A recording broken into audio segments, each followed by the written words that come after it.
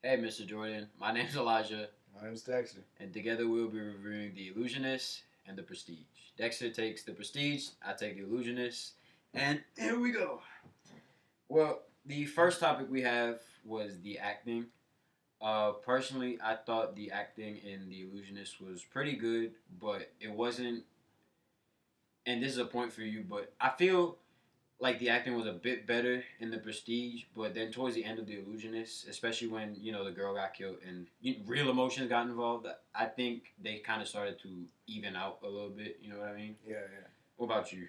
Well, I like how the acting in the Prestige, they were really into it, and Yeah. they really did a good job disguising, and we all know the crazy finish they had. They had a really good job of just keeping everything under control, and then everybody was working well together, and it looked like it was actual dialogue. I agree with that too. I think in terms of acting, honestly, I feel like they were pretty equal. Yeah, it was two good movies. Yeah, two very good. Especially towards the end of Yeah. both movies when stuff got turned up a notch. I thought both were pretty equal in that sense. As far as the plot, I feel again it's like the same thing with me. I really like the plot of The Illusionist. It's just like I said, it didn't get really like that gripping until the girl got stabbed. Yeah. You know what I mean? Yeah. But like in your movie, in the Prestige, how it kept building up and then back and forth, and there were some questions that you were kind of like, how's that happen? Yeah. But then finally at the end, when you get the big twist and it tells you, then that's really. You see, that's why I got to give you a point for it, because I think there's just no way The Illusionist plot was better than The Prestige. Illusionist had a good plot. No, The Illusionist did have a good plot. Don't get me wrong, but I think The Prestige was just definitely a little better, especially with that ending. Yeah, you know what I mean? The ending was bad. I think that's beautiful. What pushed it over. Yeah. Okay, that's the plot. We got acting. Let's see, themes. With me, my biggest theme in The Illusionist that I found just watching it was obviously love and envy. It basically drove the whole story. I think it's kind of the same in yours, but again, I think it boiled down more to like competition with you. Yeah. You know what I mean? I kind of feel like in the Prestige, it was more of the love for magic. Yeah. And the love for being the best. The better, yeah. Yeah. They every time something happened, they just had to one up each other, and eventually it led to one's downfall. Even when he thought he was on top, the other was still fighting to. I know what you mean, and then you see what mine was like completely motivated by love. I feel like the Prestige was motivated by love for like the first part of the movie. Yeah, and then it began with love until one's love ended. Exactly. And then it turned into then it became competition, jealousy, and even envy, like in yours. Because just envying each other's tricks and how they were able to perform, and always trying to be better than who they thought was the best. Yeah, I agree. So I definitely think I think we could reach a stalemate with that one too. Yeah, like that was a good. Acting and themes. I think we could reach a stalemate. Plot definitely. I think you're winning that one. Yeah. After that we have character development. Now I'll let you go first this time. I'll let you take this one. On the character development, I kind of like how in the Prestige you see how they are at the beginning, they're friends, and then up until the wife dies, they're all together and everything.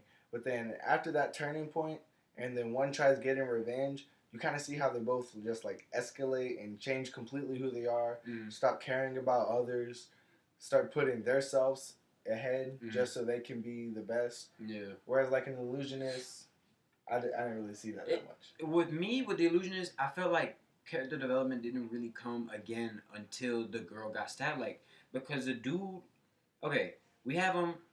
She was ripped away from him as a kid. That obviously that's character development. He had to live without it.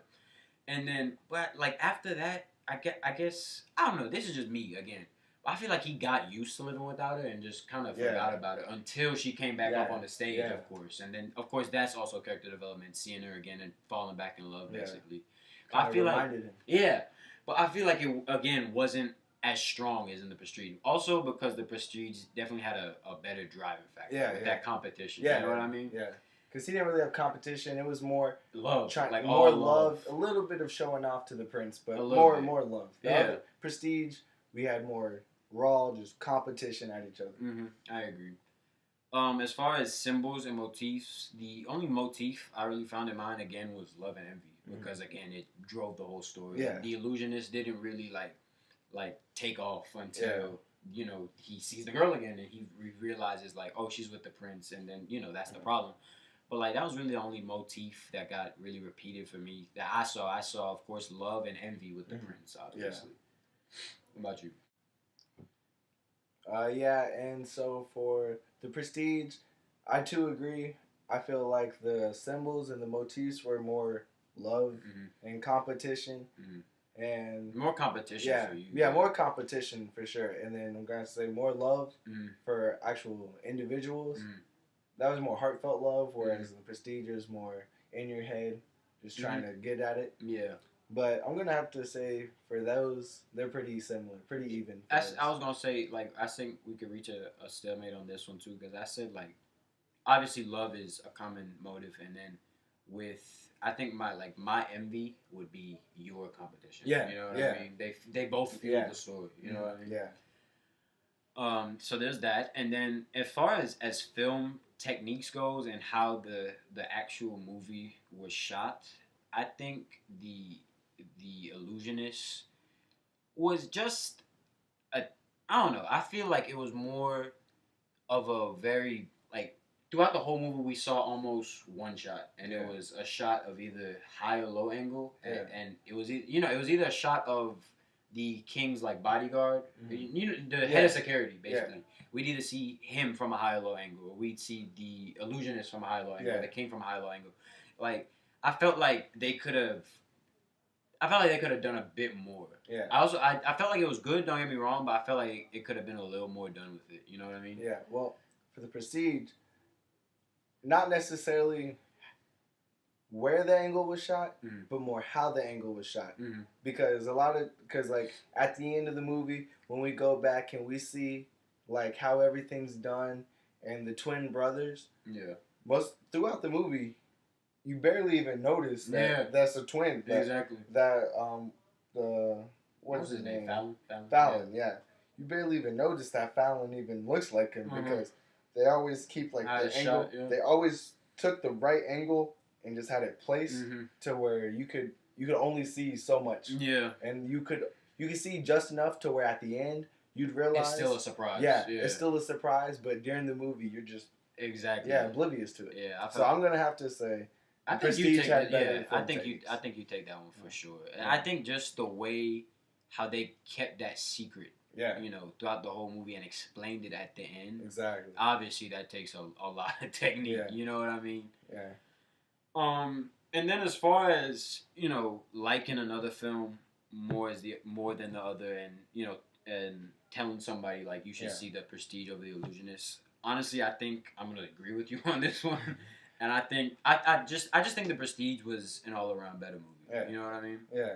Yeah, it was a better movie, and it kept you on your toes, always wondering what's next. Exactly. That's why I think I would recommend The Prestige more, because The Illusionist, there wasn't the suspense you had. Yeah, there was no build up. You know what I mean? It was a good movie. We saw the Prince Stabber. Yeah, we saw them be in love. And with The Prestige, it's like we literally knew nothing. Yeah. You know what I mean? Yeah, The Prestige. With Sarah telling him like on Sundays you love me. It was I just felt like it was a better movie. Yeah, better dialogue. It kept us surprised. I didn't even realize there was two until the end either. Exactly.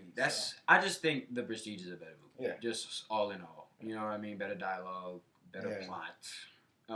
Characters, I think you could even out. Yeah, those were. But as far as like the actual movie itself, I definitely feel the storyline, the directing, camera placement. I definitely feel like the Prestige is a better movie. Yeah, I agree. And that's our take on The Illusionist versus The Prestige. Later, Mr. Jordan. All right, see you.